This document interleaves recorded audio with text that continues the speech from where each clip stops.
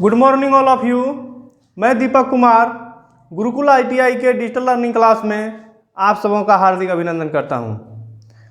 आज जो है हम लोग क्लासिफिकेशन ऑफ ट्रांसफार्मर में on the basis of commercial यानी कि व्यापारिक आधार पे जो है ट्रांसफार्मर का वर्गीकरण करेंगे।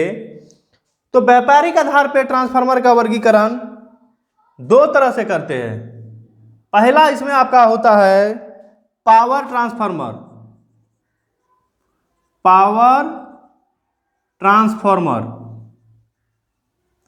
और दूसरा आपका होता है डिस्ट्रीब्यूशन ट्रांसफार्मर।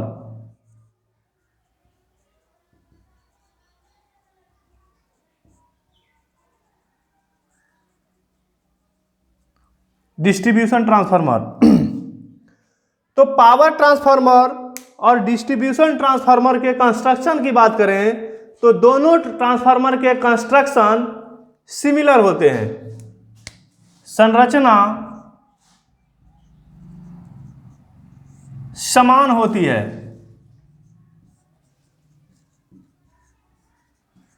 अब देखिए ये पावर और डिस्ट्रीब्यूशन, तो पावर ट्रांसफार्मर ये जो है जहां पे कि विद्युत की उत्पत्ति की जाती है वहां पे इस ट्रांसफार्मर का उपयोग करके वोल्टेज को बढ़ाया जाता है, तो ये जो है बढ़ाने के काम में आता है। और डिस्ट्रीब्यूशन ट्रांसफार्मर जहां पे कि गांव घरों में जो हम लोग बिजली उपयोग करते हैं तो वहां पे हम लोग डिस्ट्रीब्यूशन ट्रांसफार्मर लगाते हैं, यानी कि वोल्टेज को कम करके हम लोग जो है वहां पे इस्तेमाल करते हैं। जैसे कि आप लोग जानते हैं 11,000 हम लोग देंगे तो हमको आउटपुट 440 वोल्ट मिलेगा। इसमें क्या होता है, ये जो पावर ट्रांसफार्मर होते हैं ये स्टार टू डेल्टा होते हैं, और ये डिस्ट्रीब्यूशन ट्रांसफार्मर जो है ये डेल्टा टू स्टार कनेक्टेड होते हैं। यानी कि कहने का मतलब ये जो पावर ट्रांसफार्मर हैं इनके primary winding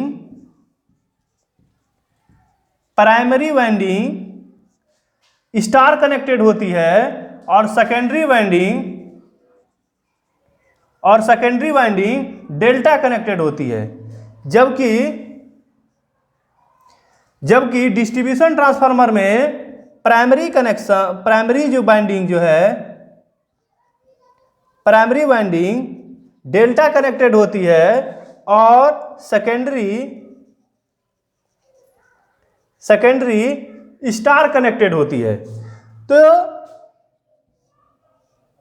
delta to star connected और ये आपका हो गया स्टार टू डेल्टा कनेक्टेड। अब देखिए ऐसा बनाने का क्या मकसद है, तो जहां पे कि पावर सब स्टेशन में जहां पे कि विद्युत की उत्पत्ति की जाती है वहां पे विद्युत उत्पादन करने के लिए वहां पे अल्टरनेटर का प्रयोग किया जाता है। तो थ्री फेज अल्टरनेटर जो होगा वो अल्टरनेटर थ्री फेज और साथ ही वन न्यूट्रल देगा। तो टोटल जो है यहां पर 4 वायर होगा। तो यहां पे हम लोग क्या करते हैं कि ये जो प्राइमरी में हम लोग क्या करते हैं कि ये स्टार कनेक्टेड लगा होता है, तो इसके सेंटर से इसके मध्य से यहां पे न्यूट्रल और यहां पे RYB हम लोग कनेक्ट कर देते हैं।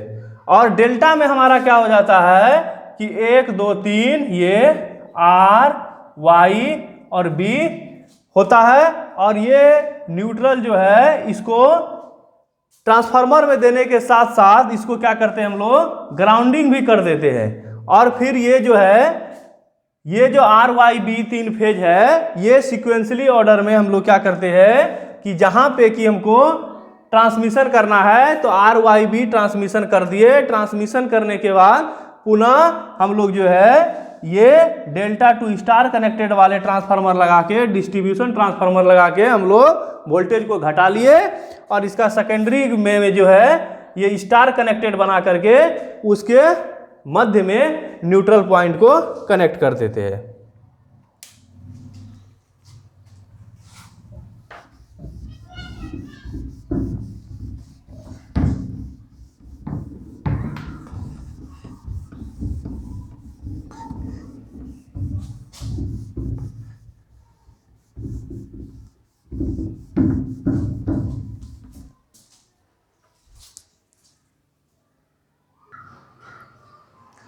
तो पावर ट्रांसफार्मर जो है और डिस्ट्रीब्यूशन का कंस्ट्रक्शन तो समान हो गया। इसकी जो पावर जो सामान्यता बनाई जाती है तो ये जो है 2000 केवीए से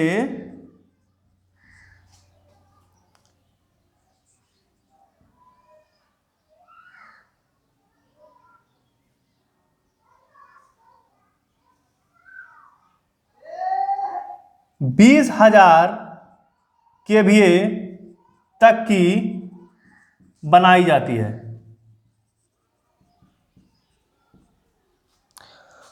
और इसकी प्राइमरी वाइंडिंग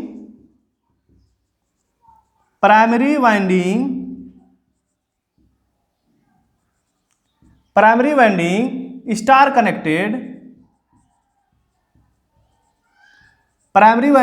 कनेक्टेड और सेकेंडरी वाइंडिंग डेल्टा कनेक्टेड होती है। वहीं अगर डिस्ट्रीब्यूशन ट्रांसफार्मर की बात करें, डिस्ट्रीब्यूशन ट्रांसफार्मर तो ये जो है 5 केवीए से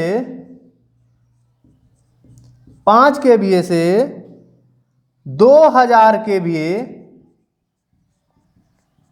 तक की बनाई जाती है। और इसकी प्राइमरी वाइंडिंग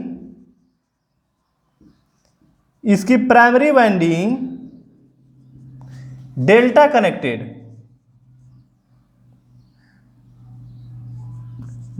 कनेक्टेड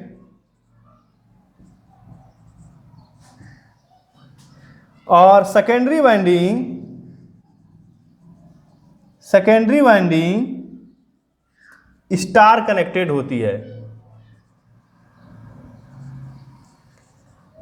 और यह क्या होता है कि इसके सेकेंडरी वाइंडिंग को स्टार कनेक्टेड होने के कारण हम लोग क्या करते हैं कि इससे निकलने वाले आउटपुट पर हम लोग 3 फेज के साथ सिंगल फेज के उपकरण को चला सकते हैं।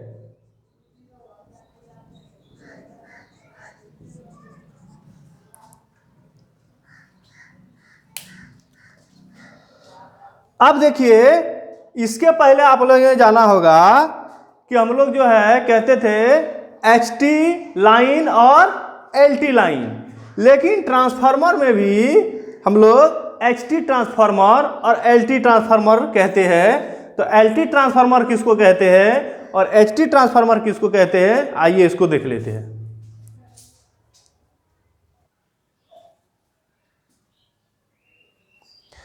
तो देखिए, LT ट्रांसफार्मर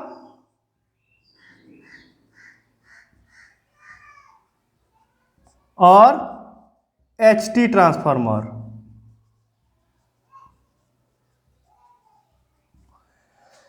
तो इसमें आपको एक डाटा याद रखना है। 15,000 केवीए, तो 15,000 केवीए से कम क्षमता वाले ट्रांसफार्मर को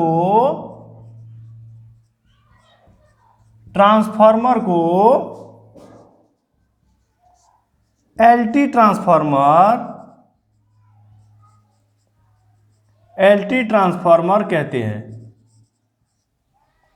और HT ट्रांसफार्मर 15,000 kVA से अधिक क्षमता वाले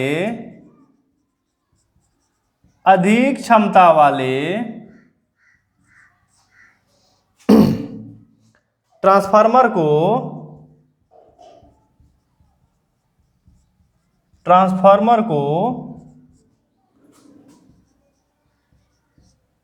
HT ट्रांसफार्मर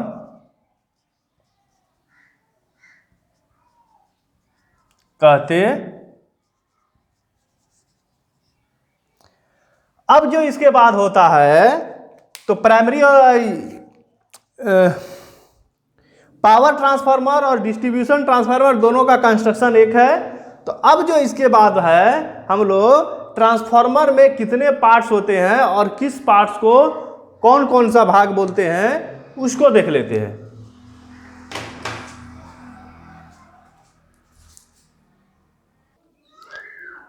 ये जो मैं फिगर दिखा रहा हूँ, इस फिगर में ट्रांसफार्मर के सारे भाग को दर्शाया गया है। और इसके बाद जो है हम एक एक ट्रांसफार्मर के एक एक पार्ट्स को बताते हुए और ये दिखाते हुए बता रहा हूँ कि इसमें जो है किस भाग का क्या क्या काम होता है और इस भाग को ट्रांसफार्मर में क्यों लगाया गया है।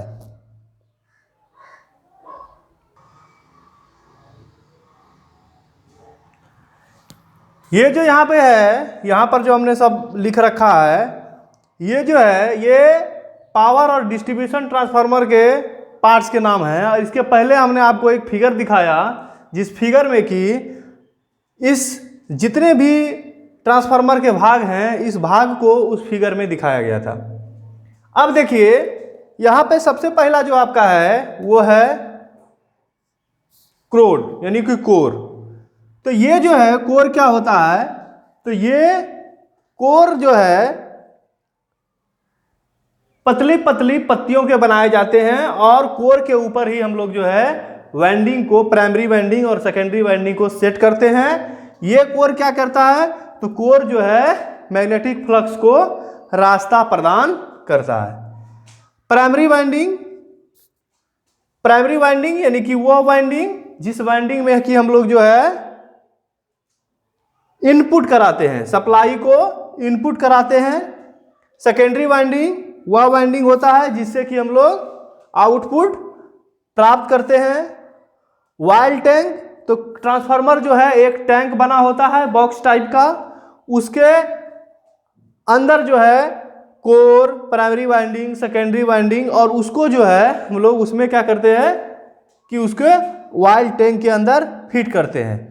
उस टैंक में फिर हम लोग क्या करते हैं कि ट्रांसफार्मर वाइल जो है उसको उसमें डाल देते हैं ताकि उसमें जो हीट जनरेट हो वो क्या होना, उसको जो है कूलिंग करके रखे।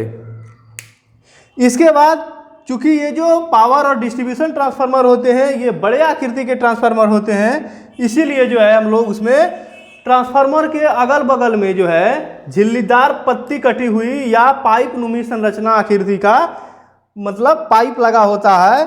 और वो क्या होता है कि तेल जब वो जो वाइल टैंक है ट्रांसफार्मर का, वो टैंक में जब तेल ज़्यादा हीट कर जाता है तो वो पाइप वाले भाग में चला जाता है और फिर वो क्या हो जाता है, ठंडा होकर के पुनः फिर ट्रांसफार्मर के मेन टैंक में आ जाता है। तो वो कूलिंग पाइप से क्या होता है कि ट्रांसफार्मर के शीतलन करने में ज़्यादा मदद होती है। इसके बाद वाइल इनलेट वाल्व, तो ये वाल्व क्या होता है, इसके द्वारा जो है हम लोग क्या करते हैं, ट्रांसफार्मर के अंदर जब वाइल को जो है हम लोग डालते हैं, मतलब वाइल को जिस रास्ते के द्वारा डाला जाता है, जिस पॉइंट के द्वारा डाला जाता है वो वाइल इनलेट वाल्व होता है। वाइल इनलेट ड्रेन कॉर्क, तो वाइल इनलेट ड्रेन कॉर्क, मान लीजिए ट्रांसफार्मर में कोई तरह की गड़बड़ी है, ट्रांसफार्मर का तेल को निकालना है, ट्रांसफार्मर के तेल की टेस्टिंग करना है, तो उस किसी खराबी के कारण जब ट्रांसफार्मर को हम लोग रिपेयर के लिए निकालते हैं तो उस समय क्या करते हैं कि ट्रांसफार्मर के टैंक से सारे तेल को निकालते हैं। तो ट्रांसफार्मर के जिस पॉइंट से सारे तेल को हम लोग निकालते हैं उसी को हम लोग बोलते हैं वायल इनलेट ड्रेन कॉर्क। यहाँ पे क्या होता है, इसको जब हम लोग खोल देंगे तो ट्रांसफार्मर के टैंक से सारा तेल जो है हम लोग बाहर की ओर निकाल लेंगे। इसके बाद होता है वायल गेज। तो ट्रांसफार्मर में क्या होता है, एक गेज लगा होता है और वो गेज क्या करता है, तो ये जो है ट्रांसफार्मर में कितना दूरी तक तेल है, कहीं हमारा जो है core primary winding secondary winding से नीचे तो नहीं आ गया है। हमेशा क्या होना चाहिए, core primary winding secondary winding डूबा हुआ होना चाहिए तेल में। तो ये वायल गेज क्या करता है, वायल गेज के द्वारा हम लोग पता कर लेते हैं, जानकारी रखते हैं कि हमारा ये हमेशा जो है डूबा हुआ रहना चाहिए। तो ये हमें जो है जानकारी देता है। इसके बाद होता है प्राइमरी टर्मिनल। तो प्राइमरी टर्मिनल मतलब ट्रांसफार्मर का वह भाग जिस भाग में कि ट्रांसफार्मर के इनपुट सप्लाई को जिसके माध्यम के द्वारा प्राइमरी वाइंडिंग में दी जाती है, तो वो जो जहां पे हम लोग तार को जोड़ेंगे वो जो पॉइंट कहलाएगा वो प्राइमरी टर्मिनल। सेकेंडरी जो है मतलब जहां से कि ट्रांसफार्मर में न्यू वायर जोड़ करके दूसरे वायर को जोड़ करके हम लोग जो है वहां से आउटपुट वोल्टेज की सप्लाई लेंगे, तो वो जो टर्मिनल होगा वो सेकेंडरी टर्मिनल होगा। और ये दो प्राइमरी और सेकेंडरी टर्मिनल जो होते हैं, ये प्राइमरी बड़े बूस और ये सेकेंडरी जो है छोटे छोटे, ये बूस के द्वारा हम लोग इसको इनपुट और आउटपुट करते हैं। इसके बाद ट्रांसफार्मर का अगला पार्ट है जो अर्थ पॉइंट होता है। तो जैसा कि आप जानते हैं कि ट्रांसफार्मर जो भाग होता है वो समूचा उसका मेटेलिक बॉडी होता है। तो ट्रांसफार्मर में अगर यदि वाइंडिंग में किसी कारणवश फेल्योर होता है उसका वाइंडिंग, तो उसके बॉडी में करंट आ जाएगा।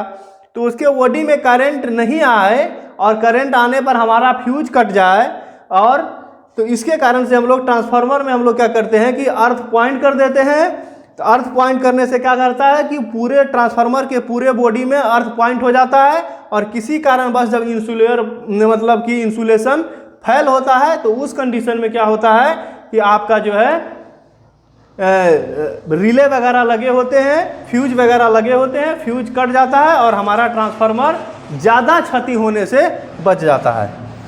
इसके बाद होता है डाटा प्लेट। डाटा प्लेट में क्या होता है कि उसमें जो है ट्रांसफार्मर जो है किस प्रकार का बनाया गया है, delta to star, star to delta, delta to delta, यानी कि कौन सा प्रकार का है, उस डाटा प्लेट के जरिए ऐसा कह सकते हैं कि उस ट्रांसफार्मर का आधार कार्ड, जैसे नेम प्लेट डिटेल्स इसको हम लोग बोल सकते हैं। तो उसमें वो ट्रांसफार्मर जो है कितना उसका जो है फेज डिफरेंस है और कौन से कनेक्शन है इसमें, तो वो सारा चीज वो डाटा प्लेट में आपको देखने के लिए मिलेगा।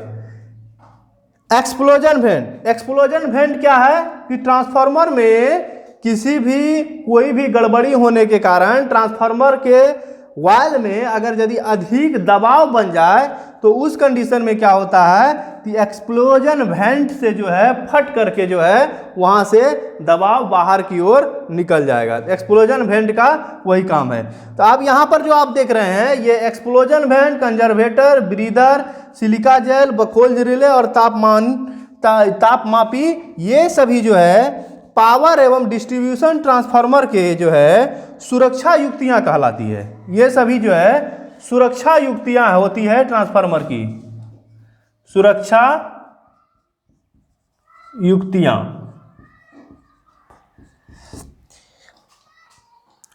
तो इसमें सबसे पहला जो आपका आता है वो है कंजर्वेटर। तो कंजर्वेटर क्या होता है कि ट्रांसफार्मर के जो ऊपर में जो छोटे आकार का गोल सिलिंड्रिकल टाइप का जो आप टंकी देखते हैं वो टंकी आपका होता है, उसी को हम लोग बोलते हैं कंजर्वेटर टैंक।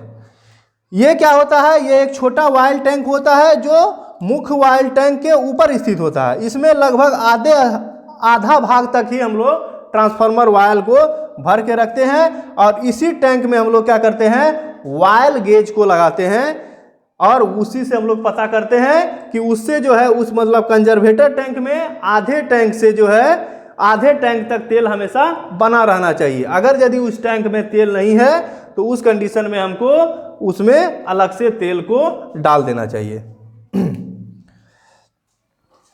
ये क्या करता है तो कंजर्वेटर टैंक में अगर ये जो गेज लगा होगा तो ये क्या करेगा, हम लोग जो है मुख्य टैंक में जो है हम लोग क्या करेंगे, तेल के स्तर को बनाए रखने के लिए प्रयोग करेंगे।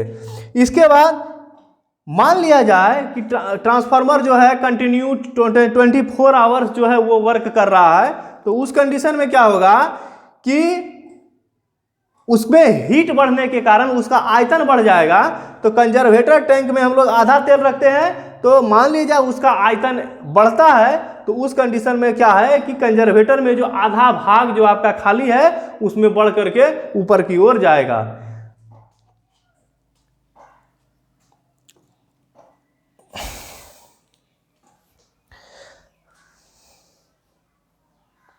इसके बाद आपका आता है ब्रीदर। तो ब्रीदर क्या है, जब ट्रांसफार्मर वायल ठंडा होकर सिकुड़ता है तो कंजर्वेटर के रिक्त हुए स्थान की पूर्ति वायुमंडल के वायु से होती है। तो आयतन बढ़ गया तो स्पेस ज्यादा छेक लिया। अब क्या होगा कि धीरे धीरे जब ठंडा होगा वायल तो वो सिकुड़ेगा, तो वो क्या करेगा कि वातावरण से वायु उस ट्रांसफार्मर में जाएगा। तो वो किसके द्वारा जाएगा, तो वो जो है ब्रीदर के द्वारा जाएगा। और ब्रीदर में क्या करते हैं हम लोग, ब्रीदर में जो है छोटा छोटा दाना जो है आपका सिलिका जेल लगा होता है। ये क्या करता है, ब्रीदर वायु की नमी को सोखने के लिए सिलिका जेल रखते हैं, और यह जो है सफेद रंग का होता है। और यह नमी को जब सोख लेगा, सिलिका जेल जब नमी को सोखेगा,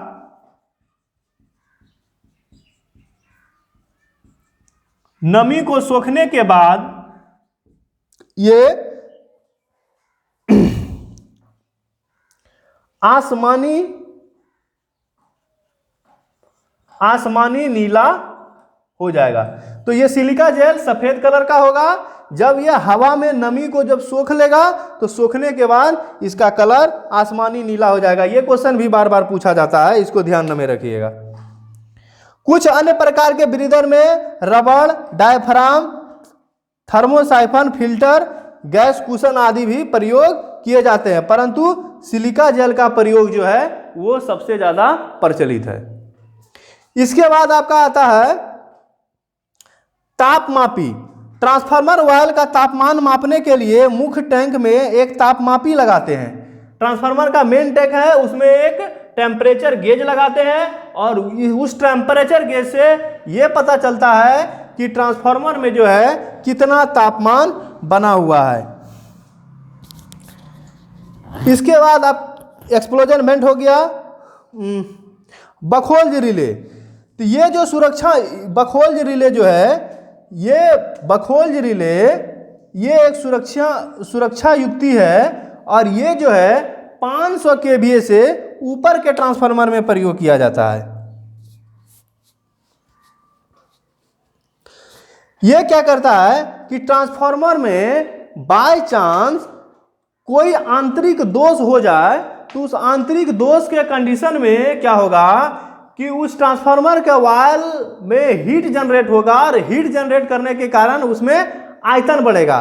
तो ये जो बखोल्ज रिले है, उस बखोल्ज रिले के अंदर 2 स्विच लगी होती है, जिसको हम लोग मरकरी स्विच बोलते हैं। और उसमें जो पहला स्विच होता है वो क्या कराता है कि वो सायरन बजाने का काम करता है। तो उस ट्रांसफार्मर का देख रेख में जो मेंटेनेंस कार्य करता है वो इससे समझ जाते हैं कि ट्रांसफार्मर में कोई तरह की गड़बड़ी आई है।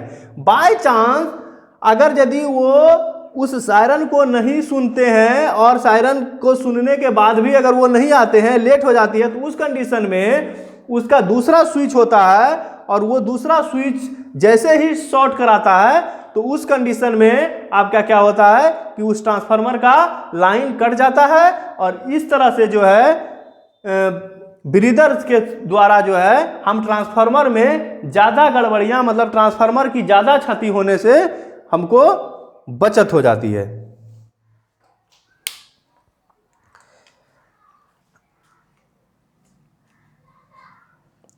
ऑयल गेज, ये क्या होता है कि कंजर्वेटर में उपस्थित तेल के स्तर को दर्शाने के लिए यहां पे हम लोग जो है ऑयल गेज का प्रयोग करते हैं। ये यहां पर है, देखिए ट्रांसफार्मर के कंजर्वेटर टैंक में तेल की उपस्थिति को दर्शाने के लिए ऑयल गेज का प्रयोग किया जाता है और ये जो है कंजर्वेटर टैंक में लगा होता है, मतलब ट्रांसफार्मर का जो मेन टैंक है उसके ऊपर वाले भाग में लगा होता है। इसके बाद एक स्विच भी लगा होता है जिसको हम लोग बोलते हैं टैपिंग स्विच।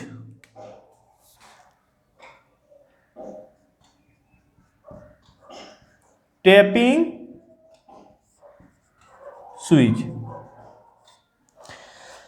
तो ये टैपिंग स्विच जो है ट्रांसफार्मर की आउटपुट वोल्टेज, मतलब ट्रांसफार्मर में हम लोग इनपुट दिए तो हमको आउटपुट मिलेगा, तो उस आउटपुट वोल्टेज को नियंत्रित करने के लिए, आउटपुट वोल्टेज को नियंत्रित करने के लिए, आउटपुट वोल्टेज को नियंत्रित करने के लिए हम लोग टैपिंग स्विच का प्रयोग करते हैं। और यह क्या होता है कि यह एक हस्तचलित होता है, इसको हम लोग हाथ के द्वारा, अपने हाथों के द्वारा ऑपरेट कर सकते हैं, जो सेकेंडरी वाइंडिंग के विभिन्न टैपिंग को संयोजित करती है। सेकेंडरी वाइंडिंग में हम लोग भिन्न भिन्न तरह का टैपिंग निकालते हैं, जैसे स्टेबलाइजर में एक ट्रांसफार्मर में फेज और न्यूट्रल दिए और उससे विभिन्न टैपिंग निकाले और जितना वोल्टेज पे हमको सेट करना है उसको हम लोग सेट करते हैं। तो ये क्या होता है कि आउटपुट वोल्टेज को नियंत्रित करता है, यह हस्तचलित होता है और सेकेंडरी वाइंडिंग के विभिन्न टैपिंग से यह संयोजित होता है। इस स्विच के द्वारा वोल्टेज को आवश्यकता अनुसार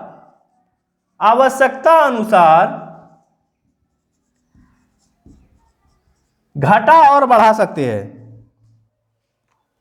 सेकेंडरी वाइंडिंग के टर्न को घटाया और बढ़ाया जाता है और टैपिंग स्विच में टैप चेंजर का भी हम लोग प्रयोग करते हैं। इसमें यहां पर आपको जो है एक नोट पॉइंट हम आपको बता रहे हैं। इसमें जो सबसे जरूरी चीजें हैं वो है कि उपरोक्त सुरक्षा युक्तियां के अतिरिक्त कुछ ट्रांसफार्मर में और भी कुछ सारे उपकरण लगाए जाते हैं, जैसे ओवरलोड। पहला इसमें आपका आता है रिले, ओवरलोड फ्यूज,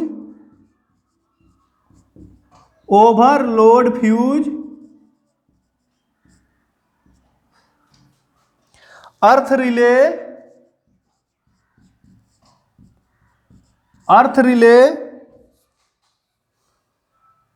फेज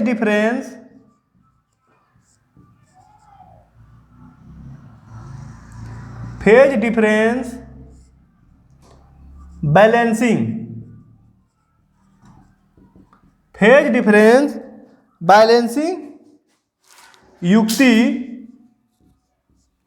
आदि प्रयोग